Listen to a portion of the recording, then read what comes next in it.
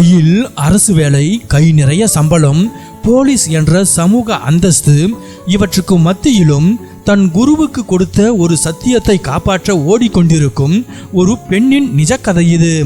சத்தீஸ்கர் மாநிலத்தை சேர்ந்த தருணா சாஹூ முதலில் படித்து போலீஸ் சீருடையை அணிந்தபோது அவர் நேராக சென்றது தனது குருவான புகழ்பெற்ற பாண்டவாணி கலைஞர் தீஜன்பாயை சந்திக்கத்தான்.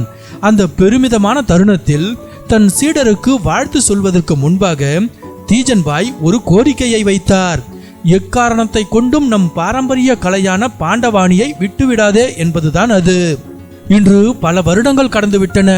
தருணா சாஹூ தற்போது சத்தீஸ்கரில் RPF இன்ஸ்பெக்டராக பணியாற்றி வருகிறார்.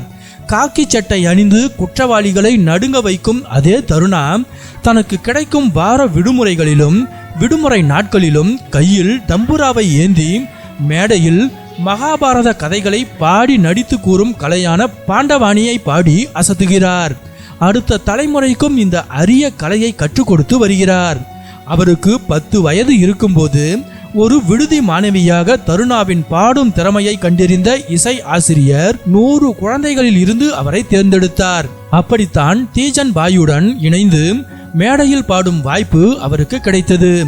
பள்ளியில் தொடங்கிய அந்த பயணம் அடுத்த 16 ஆண்டுகள் குரு சீடர் என்ற ஆழமான பந்தமாக மாறியது.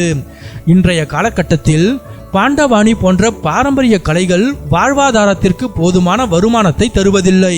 இருந்தாலும் தன் குருவுக்கு கொடுத்த சத்தியத்தை தருணா மீறவில்லை. இன்றைய தலைமுறைக்கு ஏற்றவாறு காட்சிகளை பயன்படுத்தி புதுமையான முறையில் இந்த கதைகளை கொண்டு சேர்த்து வருகிறார்.